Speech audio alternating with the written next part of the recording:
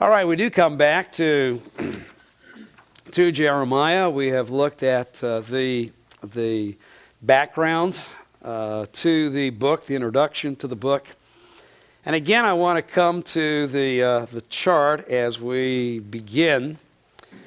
As I said, as you read Jeremiah at least the second time, to have the chart before you and use the chart, particularly with the historical events, to think through historically what was taking place during Jeremiah's life.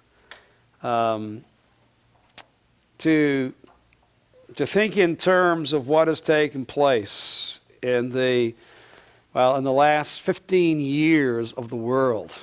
No one of us could have in 1989, 1988, 89, really written what has taken place in the world in the last 15 years. There's been such tremendous amount of geopolitical upheaval that has taken place within the world that we can almost say that, things that were true in the 80s have vastly changed now as we are into the early part of the 21st century.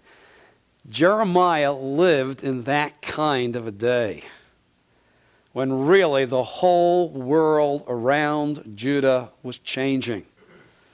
The quick collapse within a generation of the Assyrian Empire and the coming into that vacuum of the Babylonians. And you can see just from this chart, 626 BC, just a year after Jeremiah begins his prophetic ministry, Nebuchadnezzar controls Babylon, and Babylon is now independent once and for all of Assyria.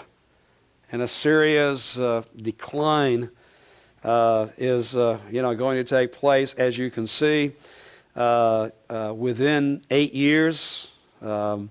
From 626, not quite 8 years, 26, 16, 12 years. The beginning of the collapse of the Assyrian Empire militarily takes place. It takes place as stages. And of course, these stages are all impacting what is taking place in Judah and the response of the Judean leadership. And Jeremiah's response to the Judean leadership response to what is taking place is all interworking as you read the book of Jeremiah. So get these historical events down. They will also do you good as you come to Ezekiel as well, who is also going to be written in the backdrop of these same kind of historical events that were taking place. And then we put Jeremiah's experience there, and then you can take a look at the biblical text, the bringing together of 2 Kings and Jeremiah, and then even later on with what we read in Daniel 1, all of this kind of being brought together so you can almost understand, as it were, year by year, blow by blow, a description of what is taking place and culling these biblical passages together. So it's against this backdrop. And Jeremiah, as much as Isaiah and Ezekiel to follow, demands you know the history. And to a certain extent, Jeremiah demands you know the history of the time period in which he ministers, even more than Isaiah does, to really get an appreciation for what was taking place. Now, let's move on to the major themes, and I have tried to keep these as simple as possible. When we see the emphasis in Isaiah on Yahweh, we saw that one of the unique perspectives of Isaiah was Yahweh's holiness, his uniqueness, his otherness, his distinction from his creation. He, as we saw in chapter 6, is the thrice Holy One. Holy, holy, holy is Yahweh, Lord of hosts. And we said how the vision of Yahweh in Isaiah 6, as it were, set the tone for Isaiah speaking of Yahweh throughout the totality of both his oral ministry and then as it was collected within the book of Isaiah. That there is this sense of the awesomeness, there is a sense of the otherness, of the complete and total righteousness, justice that is seen in God, which is so distinct from his creation and distinct from Judah at that time. And so as Isaiah looks to the future, he emphasizes the fact that when Yahweh himself comes and will establish his rule in Judah and to the ends of the earth, it will be a rule that will be characterized by the righteousness and justice which is inherent within the character of Yahweh himself, which means that there has to be a change within Yahweh's people, that they have to reflect that characteristic of Yahweh. If we come to Jeremiah, Jeremiah is not going to be as precise, and yet in Jeremiah chapter 1 we see that Jeremiah also is given a vision, not so much concerning the Lord. He sees some things, but what is really stated within Jeremiah chapter 1 is how the word of the Lord came to Jeremiah. So we see that in 1:4. We see it in verse 9, the Lord said to me. Verse 11, the word of the Lord came to me. Verse 13, the word of the Lord came to me a second time. And both of those came, what do you see? What do you see? And the fact that what Jeremiah sees is the fact that God is watching over his word to accomplish it, and most certainly it will be accomplished. And that God is going to move, if we put it this way, nations themselves, so that his word might come to pass. In fact, behind all that Jeremiah is going to see historically within his life, to which God is going to call him to speak, behind it all is God's word. God's word is active, and because of that, there is going to be no nation within the ancient Near East at that time, from 627 to 586 BC, that isn't going to be impacted. You realize that God has to do a lot of things to get Babylon in Jerusalem in 586 BC. You have a lot that God has really already spoken of in Isaiah chapter 39. Babylon is going to be the nation that is going to come and destroy this palace, this temple, this city, and take these people into exile. And when God says that, Babylon is just if I put it this way, a burr in a serious saddle. It's, kind of like the terrorists in Iraq today. I mean, they're just kind of a nuisance on the general flow of what the superpower is trying to accomplish. All right, that was Babylon then, and so there's going to have to be an overturning, if we could put it that way, of the power structure in the ancient Near East for God's word that has been given through Isaiah to come to pass. Now Jeremiah comes upon the scene, and Jeremiah is told by God, don't worry, I am watching over my word to bring it to pass. And guess what, Jeremiah? You get to see me do it. And you get to be my spokesman to Judah and to the nations as I am doing so. And so you're going to be an eyewitness to what is taking place, but understand behind it is the word of the Lord. Now I, by application, nor you, know exactly how God is going to work events to fulfill what he has said about the second coming of Jesus Christ. All I know is that in the same way as Jeremiah's day, so in our day, in every generation, from the first coming of Christ to the second coming of Christ, that God is watching over his word to fulfill it. I mean, nothing is happening historically, nothing has happened in the last 2,000 years by accident. God has a plan, and God has a word already given, and his word is in that way working and behind what we see and experience on our evening news. Now our problem is we got some later Jeremiahs who are now trying to explain to God's people how every little bit of the puzzle fits into exactly what God is doing in this generation. And you can't do that. Jeremiah was particularly raised up for the generation within Jerusalem that was going to experience the fulfillment of Isaiah's prophecy in Isaiah chapter 39. None of us know we're in that terminal generation. Hal Lindsey notwithstanding. That we can't look, at the evening news with our Bible and say, like a Jeremiah, now that's exactly what God is speaking about, how he is at work to, do what he has said. And much of Jeremiah's prophetic ministry was prophecy when he gave it, but fulfilled by the time the book was written. Much more so than what we read in Isaiah, who is much more of his material was looking toward the end of the days and looking toward the distant future. Jeremiah will do that as well, but much more of his ministry is going to be, this is what God is going to do, and God is going to do it in the next few years.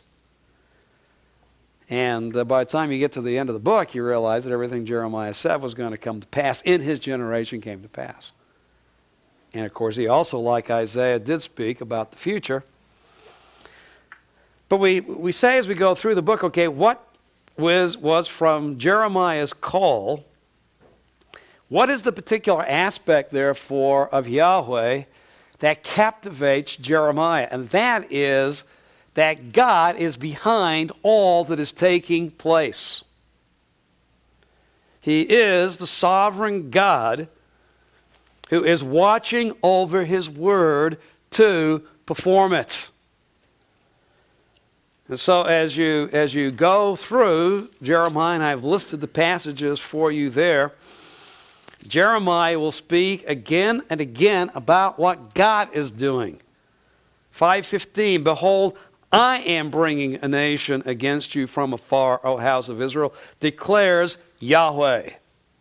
I am doing it. You get over when he starts talking about Babylon particularly in chapter 21. And in chapter 21, verses 3 to 7. Then Jeremiah said to them, you shall say to Zedekiah as follows, thus says the Lord God of Israel, behold, I am about to turn back the weapons of war. And verse 5, and I myself shall war against you. Verse 6, I shall also strike down the inhabitants of this city, both man and beast, and they will die of great pestilence. Now, the means that God is going to use is Babylon, Nebuchadnezzar. And that's what, and that was when Zedekiah sends to Jeremiah, verse 2, please inquire of Yahweh on our behalf, for Nebuchadnezzar, king of Babylon, is warring against us. Perhaps the Lord will deal with us according to all of his wonderful acts, that the enemy may be withdrawn from us. Check out with Yahweh. I mean, he's on our side, obviously not Nebuchadnezzar's, right? Well, Jeremiah's response is, this is the word of the Lord. No. And in fact, I'm going to be brutally honest, I am the one doing this. I am the one sieging. I am the one judging. I am the one who is accomplishing what is taking place through Nebuchadnezzar. He's my instruments, my means. And so what we see in verse 7, then afterwards, after all of this pestilence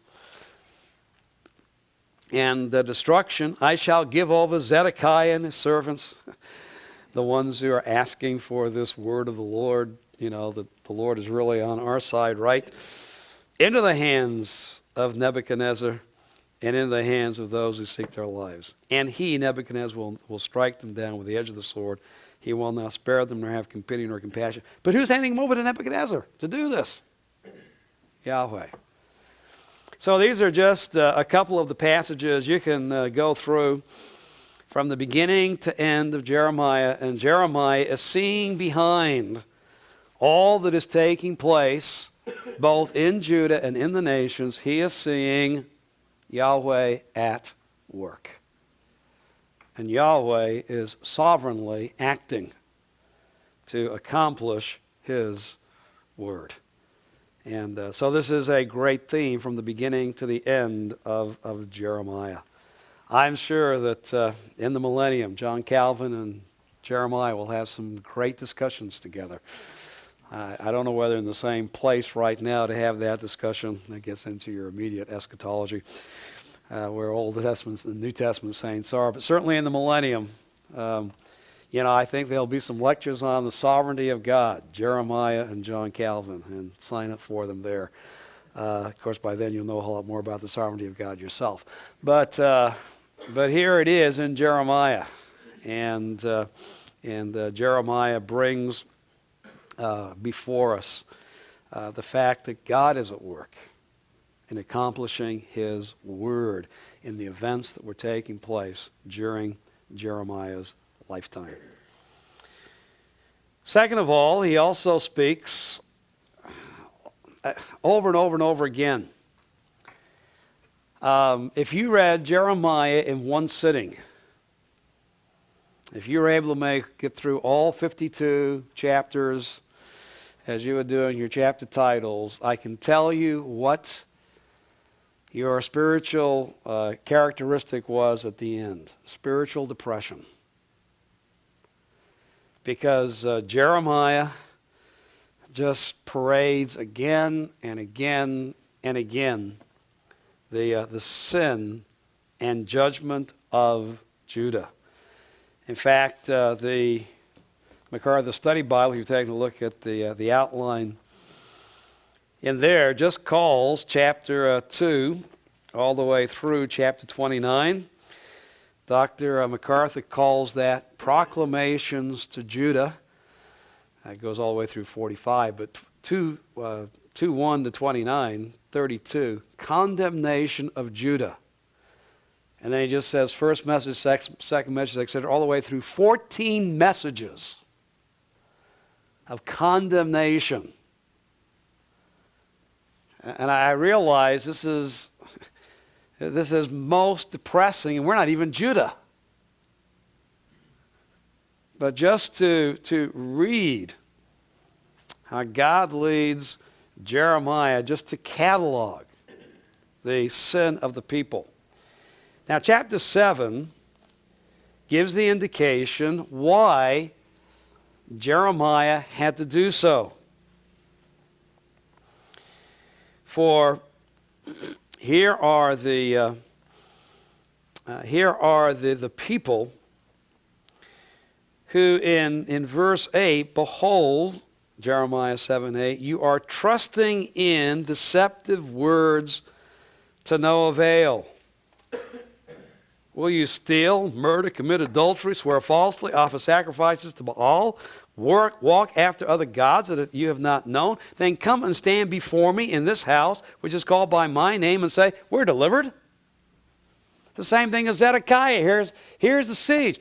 Hey, go ask Jeremiah. I mean, God's on our side, isn't He? Chapter 21. I mean, there is this false assumption on the part of Jeremiah's generation, even as the exiles were coming, the Babylonians, 1st, second, anticipating the third, and somehow the Judeans putting their hand in their sand that everything was all right between them and God. Almost reminds you of contemporary Christianity, doesn't it? He goes on to talk about the fact that they speak and they are so enamored with the temple that they think there is no way that the judgment is going to come upon them. And that's why he tells, you think God is going to watch over the temple? Go take a look at Shiloh. Remember the sin of Eli and his family and what God did to the tabernacle. He took very good care of the Ark of the Covenant, as you remember, in 1 Samuel chapters 4, 5, and 6. But Israel sure didn't. And again, the sin that was in Eli's family, and Eli just lets it go. He doesn't believe that judgment is going to come upon him. That's where Judah was. And it is shocking to us as we read Jeremiah to think that here are the people, literally looking and seeing the armies of Nebuchadnezzar surrounding them and thinking that God is going to pull a 701 BC all over again. Well, he delivered them then. He's certainly going to deliver us again. So you can see why Jeremiah has to be led by the Spirit of God to catalog and say to these blind, deaf, dumb people who can't see their sin, let me point out to you point after point after point from the covenant where you are not obeying Yahweh.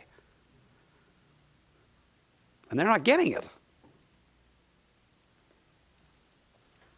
And so you read, and and hopefully by chapter 2, when he talks about no nation has sinned like this, giving over their God to follow other gods. No nation has ever traded in their God for another god's, is Jeremiah's point, except for Judah. This is unknown. They might add gods to the pantheon, but they don't get rid of their God. They don't turn their God, out and then turn and worship other gods. But that's exactly what Judah had done. And so as he speaks about that basic spiritual adultery, which is behind all the rest of the sins that he is going to catalog, and that most definitely it is the first sin brought before us in Jeremiah chapter 2, and it certainly is, and seen to be the besetting sin as you go through, Jeremiah's cataloging of the sins and the fact that certain judgment is going to come. In fact, it had already begun. It intensifies as Jeremiah speaks, and then culminates, as we see in chapters 38 and 39, with the coming of Nebuchadnezzar and the ultimate destruction of Jerusalem in 586 BC. Now, why were the people so blind? Because of another phenomena within Jeremiah. Jeremiah was a faithful prophet surrounded by a multitude of unfaithful prophets. See if we can kind of set again the scenario in Judah. Here is Jeremiah almost as a lone voice saying, Judah, you're sinning.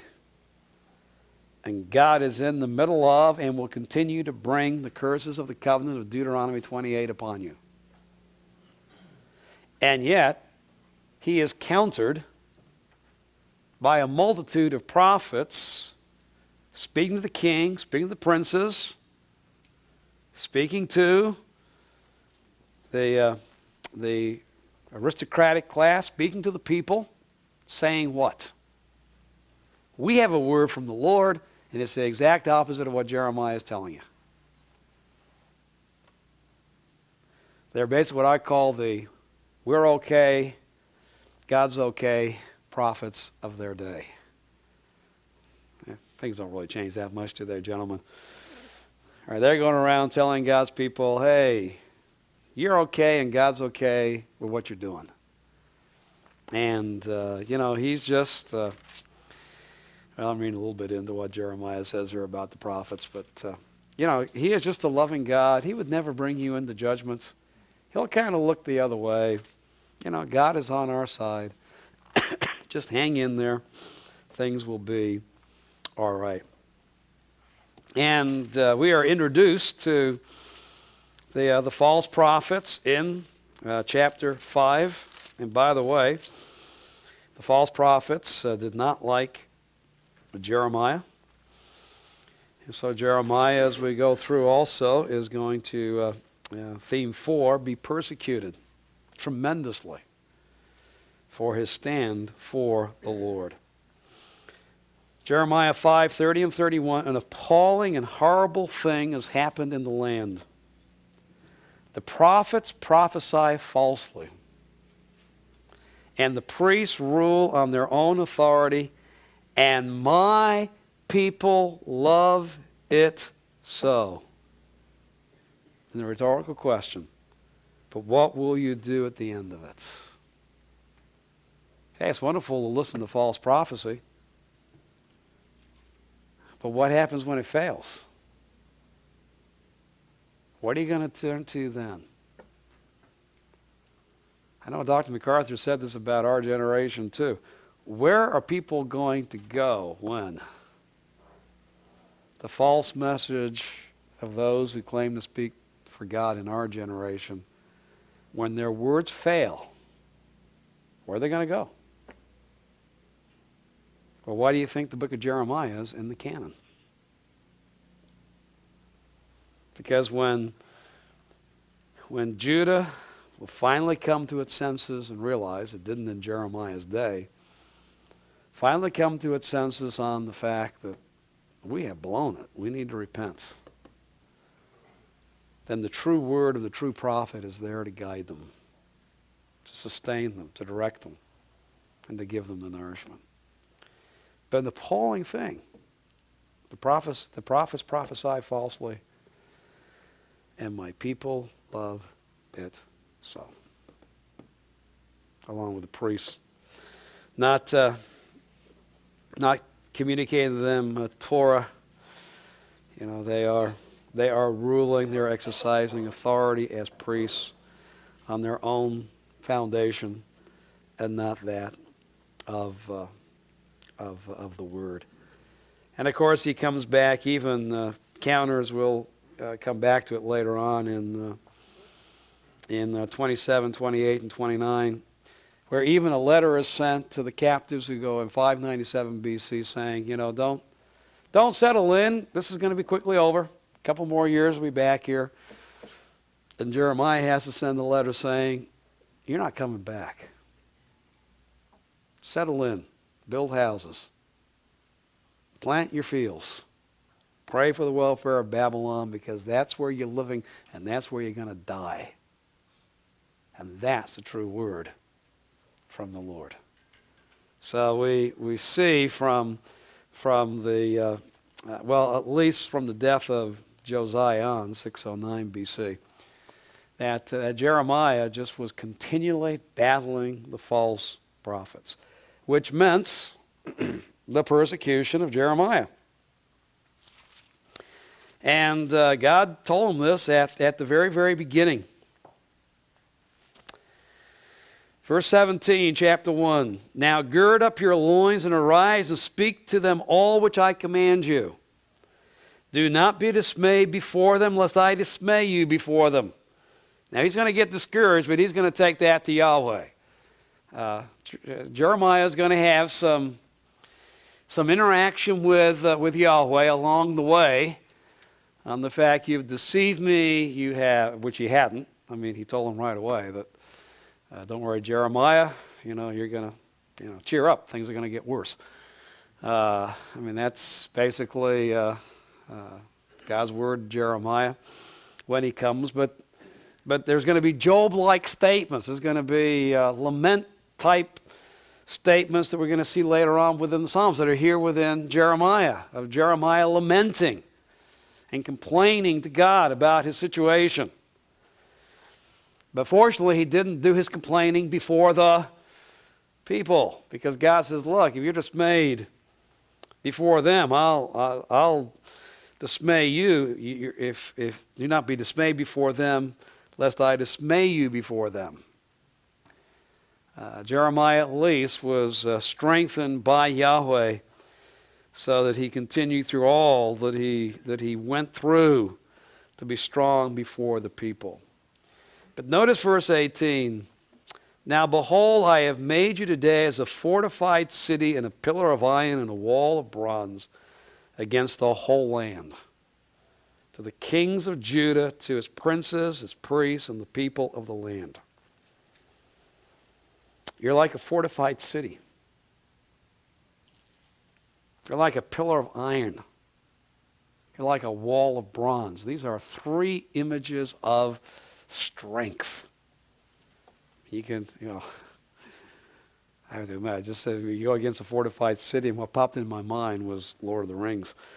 That's what happens when we just seen the movie a few weeks ago. All right, you realize what it's like to be a fortified city. And what you got to do to try to overtake a fortified city. Pillar of iron, I am being strong. Walls of bronze. For verse 19, they will fight against you. That's why you got to be made this way. You're in for the fight of your life, Jeremiah. But they will not overcome you, for I am with you to deliver you. You're going to be attacked emotionally, physically, spiritually. They're going to come at you with everything they have. But Jeremiah, and this is one of the things, again, that shows you the sovereignty of the Lord. To read in Jeremiah all that he went through for 40 years and God sustained him. In fact, in the end of the book, the city is destroyed, but who continues to live? Jeremiah. I'm going to deliver you. You're going to have everything thrown against you. They're going to be tough. But you know what, Jeremiah? I've made you tougher to withstand every assault, to withstand every attack. You will not be overcome. And really, the end of the book of Jeremiah is not a testimony to Jeremiah, it's a testimony to Yahweh, who did exactly what he promised Jeremiah he would do. He delivered him. Now, it might not be quite as pronounced. And you can take a look at the other passages, and we'll look at them within context of where Jeremiah goes through specific attacks. But there are hints that finally broaden out into the great 4-chapter presentation of, yes, the focus is upon plucking up and destroying, but also the fact that ultimately there's going to be a building and a planting. Going back to 110, see, I have appointed you this day over the nations and over the kingdoms to pluck up and to break down, to destroy and overthrow. And notice there are four verbs that are used to destroy this negative ministry. So yes, as you go through Jeremiah, there's more of an emphasis upon the destructive element, the condemnation.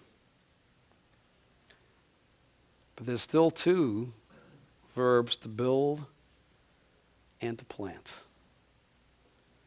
God's final word is not destruction and overthrow.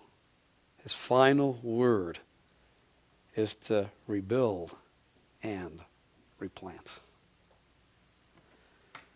And so in Jeremiah, on the basis of 110, we see those little glimmers where Jeremiah, seeing what is taking place in the present, will look ahead and talk about the future restoration of Judah and Israel and how glorious that will be in the future. And in the midst of that great passage on the restoration of Israel, chapters 30 through 33, is what has been viewed by friend and foe of the Old Testament alike as being the major passage in Jeremiah, as well as being one of the major passages of the Old Testament, the passage on the New Covenant. Now, we're not going to deal with it blow by blow right now, but only put it within this broad perspective. Jeremiah makes it very, very clear that his people do not yet have a circumcised heart. Judah of his day is uncircumcised in heart. Now, as soon as you see that image of the uncircumcised heart, the uncircumcised lips, you immediately should reflect upon a previous scripture. For who else had talked about the need for Israel to circumcise their heart? Moses. He also spoke about in Deuteronomy, the end of the Torah, their stubborn, stiff-necked character. What do we see as we go through Jeremiah? A stiff-necked, disobedient people. And where does that kind of obstinacy against Yahweh come from? An uncircumcised heart. So what is the great need of Israel? A change of heart. And we'll take a look at how this develops within Jeremiah, the very important passage in chapter 11, where Jeremiah will bring before Israel, Judah, the fact that, all right, because of your obstinacy, because of your disobedience, the old covenant that God has made will not be the means of his blessing upon you. The old covenant is null and void. It's broken. It's a dead letter because of your disobedience. Well, we read that in chapter 11.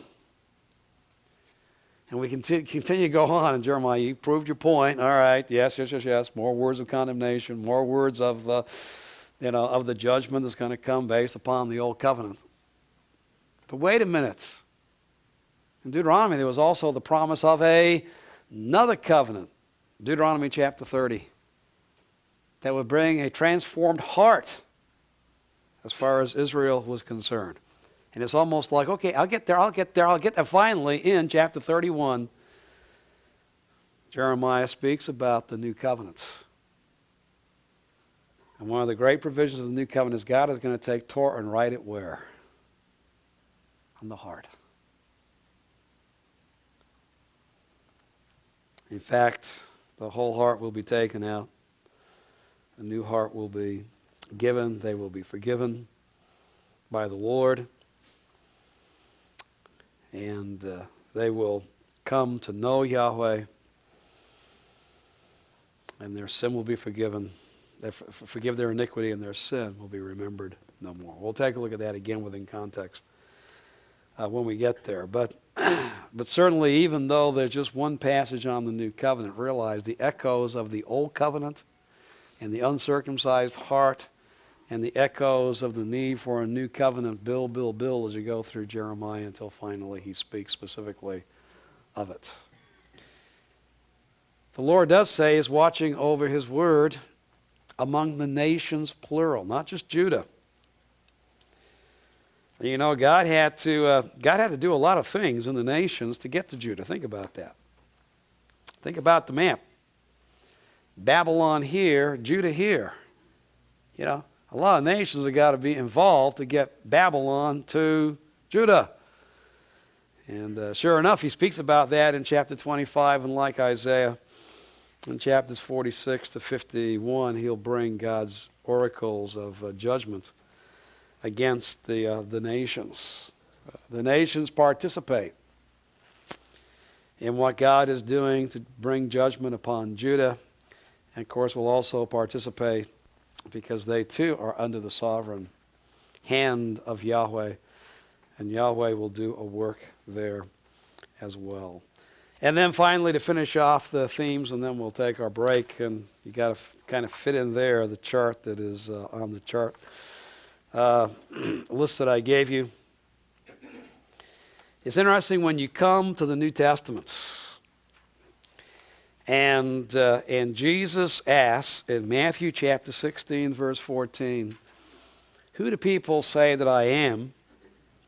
The answer is, some say John the Baptist, some Elijah, others Jeremiah, or one of the prophets.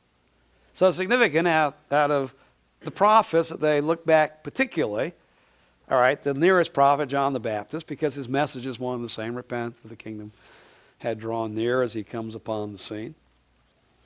Well, Elijah, because Elijah was promised to come before the Lord, and it's interesting that, if Jesus has some characteristics with John the Baptist is much more like Elijah.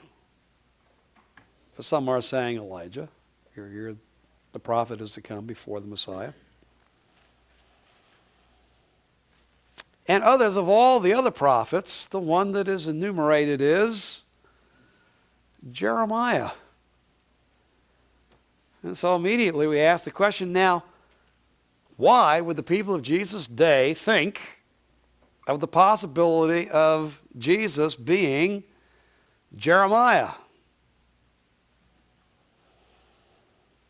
And as we are provoked on that, we start to realize, and I get this from Charles Feinberg's work in EBC, comparisons between Jeremiah and Jesus, similar historical settings. In both cases, Jerusalem is about ready to fall. In fact, in both cases, these are men who predict the fact that Jerusalem and the temple are about to be destroyed, because both have to deal with a formalism in worship. People are coming to the place, and yet their heart is far from Yahweh. And yet both love the people to whom they minister. Both weep over Jerusalem. Both condemned commercialism of temple worship. Both were accused of political treason. Both were tried, persecuted, imprisoned. Both were told the temple's destruction. Both were rejected by the people. Both were tender-hearted. Both knew loneliness. Both enjoyed unusual fellowship with God. And the New Testament really never draws, if I can put it this way, a strict typology between Jeremiah and Jesus. I don't want to take it that far.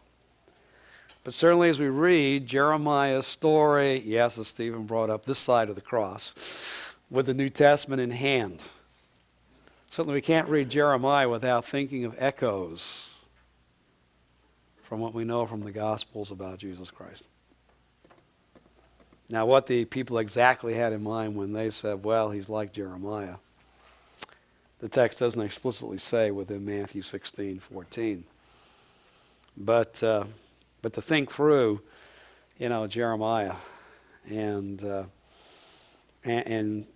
what is the one thing Jeremiah is known for today? In fact, Jeremiah is the most unknown prophet within the churches. It's the most unknown book. It's the one that's been least preached, least studied during the 20th century. But they know one thing about Jeremiah. If you went to church on Sunday and said, tell me one thing about Jeremiah, they'll say this: the weeping prophet. The weeping prophet. And And how can you take a look at Jesus weeping over Jerusalem, chapter 19, and not think about the weeping prophet? Another prophet who wept over Jerusalem centuries before Jesus. And then, as Feinberg does, go back and see the echoes of Jesus' ministry already within the record in the book of Jeremiah. And I have found, we haven't quite got yet to preaching Jeremiah, I have found to begin a series on Jeremiah with these echoes of Christ, because everybody knows he's the preaching prophet, and do a message on the echoes of Christ in the book of Jeremiah. Really kind of clues them in to, because you're going to give them a lot of, depending how fast you go through Jeremiah, a lot of condemnation, a lot of, hard-hearted people because of their sin. And yet there is almost a sense that, yes, if Jeremiah is an echo in this way of what is going to then be seen in Jesus Christ, the same kind of a heart, the same kind of concern, love, message, prophetic, hard talk that he has to bring from God, etc., then there's almost beginning with this comparison helps people to say, yeah, Jeremiah, there's a reason for us to read through, to think through, to pray through, to listen to an exposition of this book. So I give it to you as a possible aid, not only to think through a possible theme of Jeremiah. Obviously God has put the story of Jeremiah, the most extensive prophetic story we have within the Old Testament. We know more about Jeremiah's life than any other prophet in the Old Testament. Well, God had a reason, God had a plan. I can't say it's because Jeremiah was going to be more precisely a type of Christ. Every prophet, in a sense, is a type of Christ. Christ is the ultimate prophet. But certainly Jeremiah, short of a type, certainly echoes within his life what was going to be true when Jesus Christ came to this earth. All right, the purpose of Jeremiah is much easier to deal with than the structure of Jeremiah. The purpose, and you can see my purpose statement, really going back from the very introduction to Jeremiah in chapter 1, where Jeremiah is told that God is bringing a nation from the north. Verse 14, out of the north the evil will break forth on all the inhabitants of the land. 4 verse 15, behold, I'm calling all the families of the kingdoms of the north, and they will come, and they will set each one against his throne, against the entrance of the gates of Jerusalem, against its walls around about, and against all the cities of Jerusalem. All the cities of Judah. And as Jeremiah, as you read through the book, what begins is this nation from the north, these peoples from the north that are going to come and invade the land. Descriptions are given about their, chapter 5, they're an ancient people, they've been around, they are known, and of course it's, okay, come on, tell us, who is it? And finally get to chapter 20, 21, and we find out, well, it's the Babylonians. And Jeremiah makes it very, very clear from the beginning here in chapter 1, and as you read through the book, there's no secret. Jerusalem is going to be destroyed by this northern foe, and ultimately we find the foe is Babylon. And as we go through, again, as we've already said, beginning in chapter 2, as the underlying sin and then spelled out, this destruction is coming because of Judah's spiritual adultery. An adultery where they have turned away from Yahweh to other gods, with all of the ensuing sin that brings about that Jeremiah is led by the Spirit of God because of the stubbornness of the Judeans, as we've said, to spell out in no uncertain terms. Nevertheless, as we have said, there are hints, and then we have the great oracle of restoration that is given to us in chapters 30 through 33. And so we have to say that Jeremiah was allowed to also state that even though the near term meant Babylonian exile, the future, Yahweh's rule was assured through the new and Davidic covenants that he will emphasize. He's going to emphasize the Davidic covenant, in particular in chapter 23. And the fact that even though Jehoiachin, who he refers to as Coniah at that point, even though he is being taken to Babylon in 597 BC, and even though on the register of his kings, on the register of the kings, not one of his sons, and I believe will broaden out to descendants, will ever sit. And almost from a human perspective says, well, that's the downfall of the Davidic house, and yet God is going to raise up a Davidic king who is going to bring about a righteous rule in Jeremiah chapter 23. The Davidic covenant is not dead and void because of the sin of David's house that climaxes in Jeremiah's generation. But God was going to watch over his word to fulfill it through a righteous branch of David who would come in the future. So it is guaranteed through the Davidic covenants. And then obviously, particularly, we've already talked about, you get to chapter 31, and God is also going to make with the house of Israel and the house of Judah a new covenant that will replace the Mosaic covenant.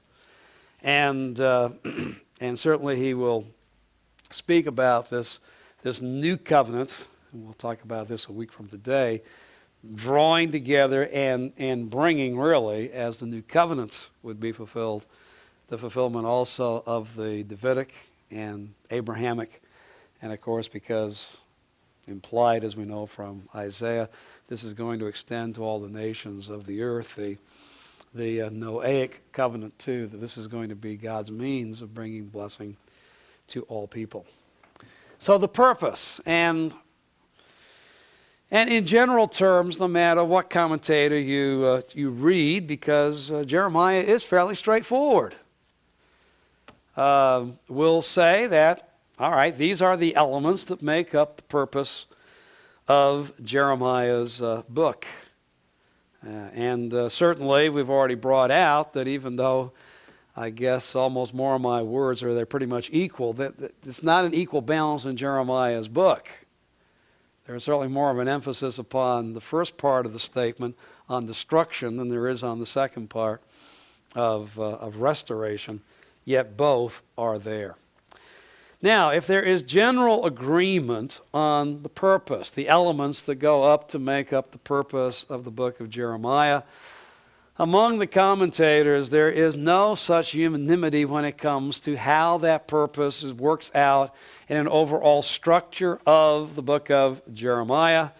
In fact, it has been many times said that the literary structure of Jeremiah is as disjointed as some of the spiritual ups and downs that Jeremiah went through in his life. That it's almost like the structure is a reflection of Jeremiah's own spiritual turmoil before Yahweh as he went through this. Most commentators will do nothing more than say, okay, here's a section, here's a section, here's a section, and try to think in terms of, all right, as you go through, is there some kind of thematic links which binds section to section? Most throw up their hands on thinking in terms of their fact of being any overall structure as far as the book is concerned. But we're here at TMS, we go where angels and commentators fear to tread. All right, is there some kind of structure? Now, what is universally agreed is it is not chronological. I take this chart from the Bible Knowledge Commentary, and actually the work by, and the word is Dyer, Charles Dyer's work on Jeremiah in the Bible Knowledge Commentary is very, very valuable. Extremely well done. And he also did Ezekiel, two of the better works within the Bible Knowledge Commentary as a whole. But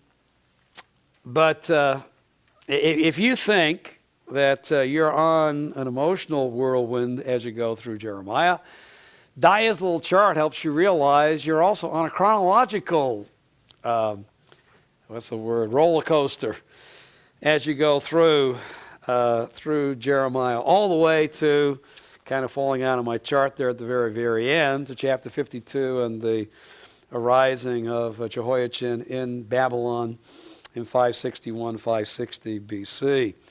So let me just see if I'll zoom this in, because you know the historical events. I'm not sure you can see all the dates. Now we need to realize that basically chapters 2 through 20 come to us without chronological data. In other words, it doesn't say this took place in the year of, the year of, the year of. But beginning with chapter 21, Jeremiah becomes very, very precise in many of his oracles, stating, all right, this is exactly, when this took place.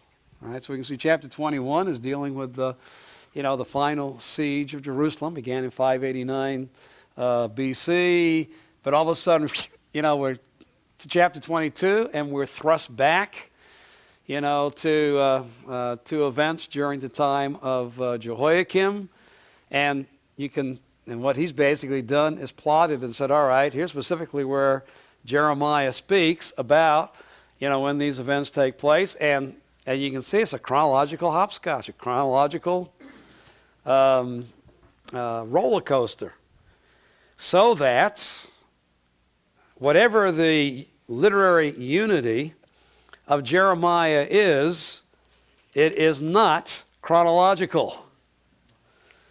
Right? And that just drives you the fact, all right, there has to be some kind of thematic unity. And saying we go where angels fear to tread, and kind of like Isaiah, I am not giving you this as the law of the Medes and the Persians that, we have been able to resolve what exegetes for the last 100 years have not been able to resolve, which is what is the basic structure of the book. And yet there are some very, and certainly the chart will show this, some very definite themes and echoes as you go through Jeremiah. There is, like Isaiah, the third person introduction that is given to us in chapter 1, verses 1 to 3, that I just referred to as an introduction. And then when you get to chapter 52, a third person narrative that deals with the fall of destruction, with the fall of Jerusalem and the exiles. Then as you look, and there is general agreement, even remember, Dr. MacArthur's outline, that certainly there is a thrust in the first 29, chapters 2 through 29 on these messages of condemnation and resulting judgment that has not yet occurred as you read the first 29 chapters. Jeremiah does not at that point say, all right, and specifically, this is how, this came to pass. That actually is picked up in chapters 36 to 45. Now, as I've already brought out in chapter 1, verse 4 with his introduction, and we are introduced to the fact of this foe who is coming from the north. That is brought up again for us. As you can see in chapter 4, I don't even have because this is the ancient people who's coming, chapter 5. Chapter 6, chapter 10, that here is this emphasis of this invasion and disaster from the north. Then in particular in chapters 11 to 20, there's an emphasis on Judah's exile that is going to come because of their sin. This is the time when Jeremiah is persecuted, beaten, imprisoned. He complains about his persecution to the Lord. And we can see that within this section, this particularly Jeremiah going through this attack for his faithfulness to the Lord. And then in 21 to 29, as we've already said, now you get into precisely dated messages where Jeremiah says, okay, this year is when this took place. This year is when I said this. This year. And so the emphasis within these chapters is upon these particular dated messages.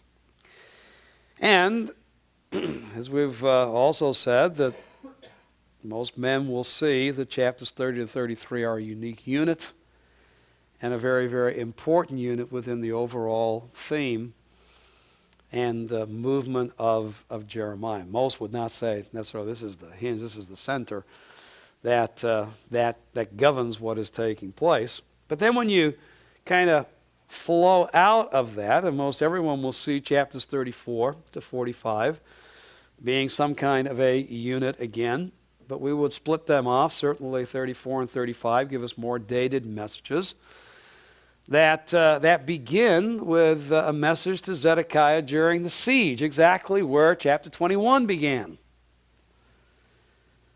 And we'll talk about the future of the Davidic kings, just as we've already talked about in chapter 23. And then, as Jeremiah has spoken particularly about the fallen exile, now we see in chapters 36 and 45 the historical record that shows the fulfillment of that word that he spoke. And then significantly, when he does bring his oracles against the nations, he speaks again about, because they also are going to participate near term in what Babylon is doing, they're also going to have the same kind of invasion and disasters that are going to come from the north. And you can take a look at chapter 6 vis-a-vis chapter 50, and chapter 10 vis-a-vis chapter 51. And 50 and 51 is dealing with the judgment then upon Babylon, and that in the end they will suffer with terminology used much like Jeremiah's used concerning Judah. All right, that Judah had been God's instrument within the world, called because of that to have that position. Exodus chapter 19. They had failed, and this is what God was going to do. Now we've already picked up, Jeremiah's shown us that Babylon is the instrument, the vessel that God is using, and now God is going to bring his judgment upon that. We might put it chosen vessel, and used language very much like what he had used as far as Judah is concerned. In other words, if you are a chosen vessel of Yahweh, you had better respond properly to Yahweh. Or Yahweh, if you take that to yourself and in pride and think that somehow God is on your side and become arrogant and boastful because of that, you tend to then suffer the consequences that come from Yahweh.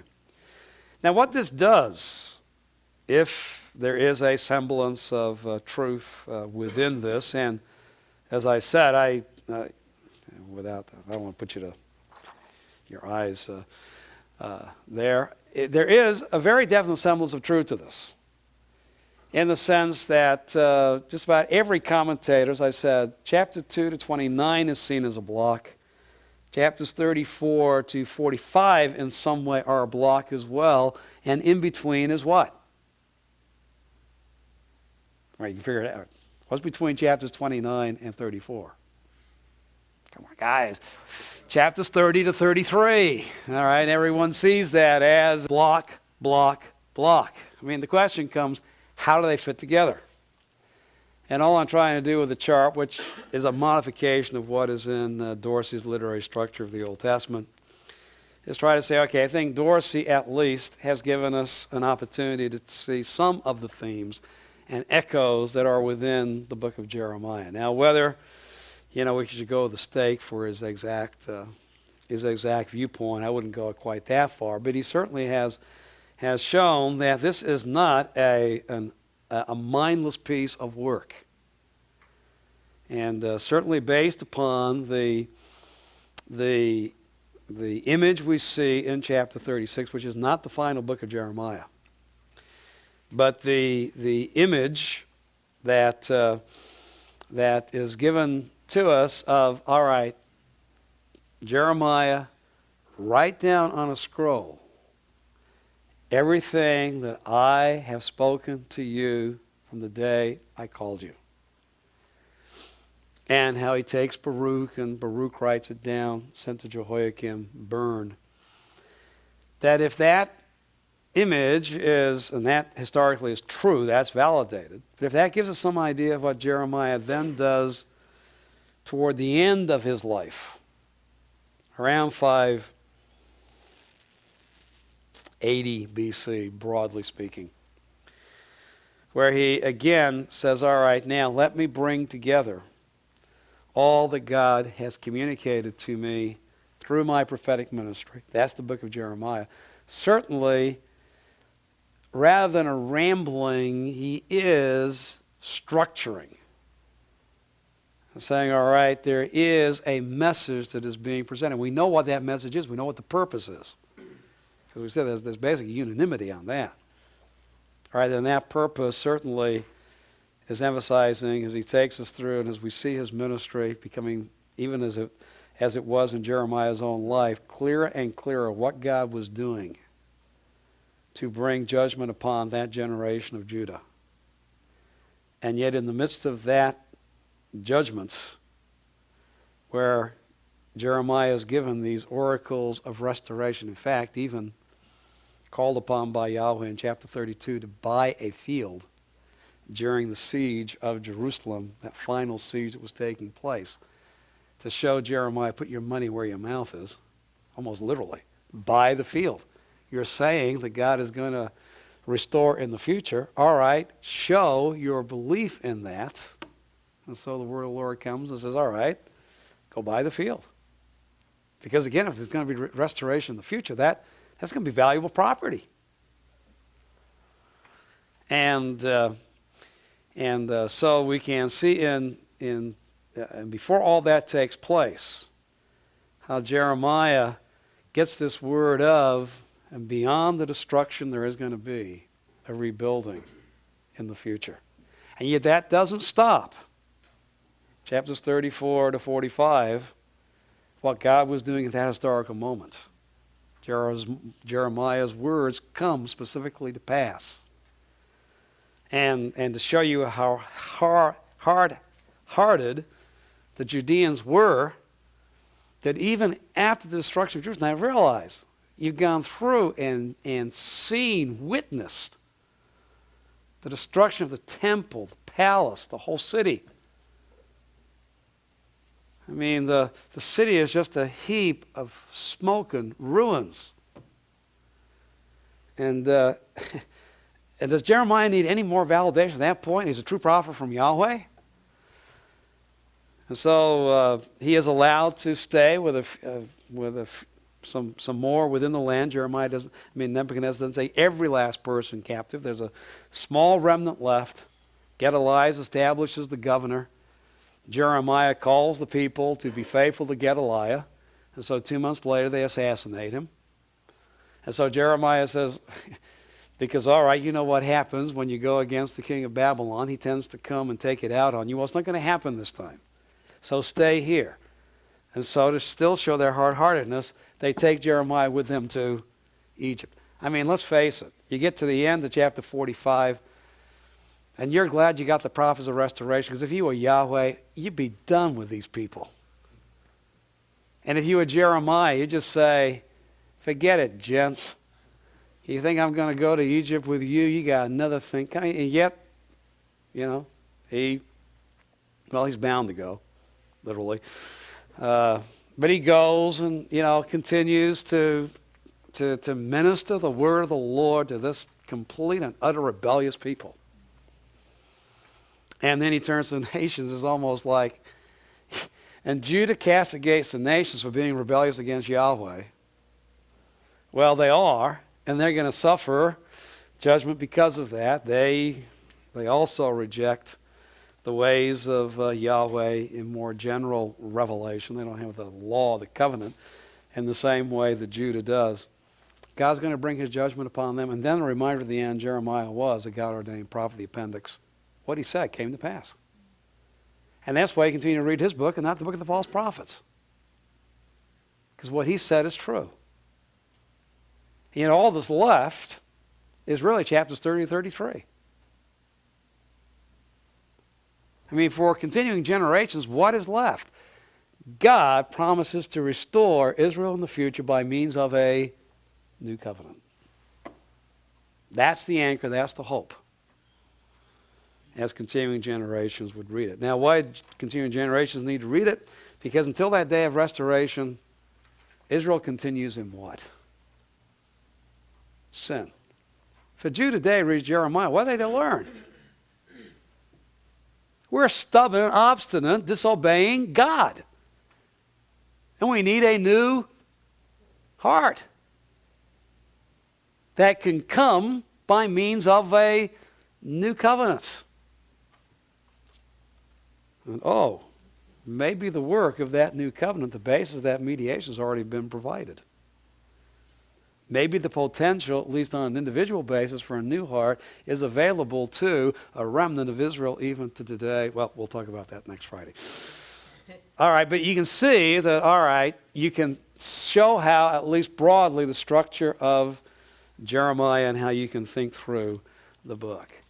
Let me just, in the couple of minutes that we have left, and when you're behind, that clock is better than that clock because I got 2 minutes left by that clock.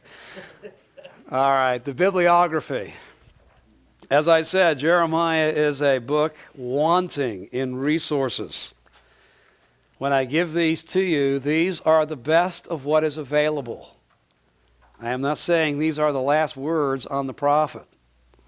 Hopefully some more works will be coming forth that will even be better exegetical, interpretive works on the book. But there are certainly 3 books that are worthy to interact with. The work by J.A. Thompson in the NICOT. He's the one who speaks about Deutero. Isaiah doesn't see everything in the book of Jeremiah going literally back to Jeremiah, but he sees more of it than most liberals. And by and large, he sees Jeremiah as coming from Jeremiah's ministry, if not Jeremiah himself being the one who finally directed it to be put down in the scroll. But it is an adequate work. He interacts well with previous commentators. He has all NICs, will have pertinent and practical exegetical comments within his footnotes that, if I remember correctly, are on the same page. It drives me crazy when footnotes are at the back of the book. But I believe these, like the NICs, OTs, they do. They put them at the bottom of the page, so you can just look right down and get his exegetical insights. A very summary commentary is R.K. Harrison's work in the Tyndale series. A little bit more substantial is Huey's work in the NAC. Huey will drive you nuts at times that he won't take a position. But he will tell you what everybody else holds on controversial topics. So if you're looking for conviction, it's probably not the place to go. But if you're looking for a good compend of, here's an interpretive issue, and here are the 3 positions announced, and, here's basic support. If you're looking to do that kind of a basic exegetical paper, Huey, at times, actually, is more in-depth on those things than even Thompson. So those are your 3 choices. You can tell that I haven't given any one of them a stellar commendation because they're not worthy of a stellar commendation. They're adequate. And then I've added, I know it's not on your original account, from none to Riken. Riken came out 2 years ago, but sometimes I'm slow to get around and start reading them. And I don't want to put it down there unless I think it is worthy enough for you to buy. But Riken, I think this might be Leland Riken's son, who took over for Boyce at 10th Presbyterian in Philadelphia. And you got to tell that here is someone whose first preaching in a church is on Jeremiah. I mean, you should read his commentary, his exposition, just for his courage in preaching that as the first book when he went to the church. May their tribe increase. In fact, I wouldn't recommend it to you, but you do have there a compilation of Roykin's messages on Jeremiah, and he has one message, just one sermon on Lamentations. And, I felt, there's no other help out there to try to preach Jeremiah. He is Reformed, he is Amill. But we can look over a few of those little things. And I just have read a number of his messages and have been happy on the fact I think he's got the gist of the passage. He knows Jeremiah well, and except for and let's face it, in Jeremiah we're only talking 30 to 33. And just a few other passages as far as difference between a premillennialist and an amillennialist. And by and large, he's done a good job, I think, of showing some pertinent and practical application of Jeremiah's, ministry to a local church congregation, basically within our generation. I think he preached the sermons in the late 90s, so it's fairly contemporary in that.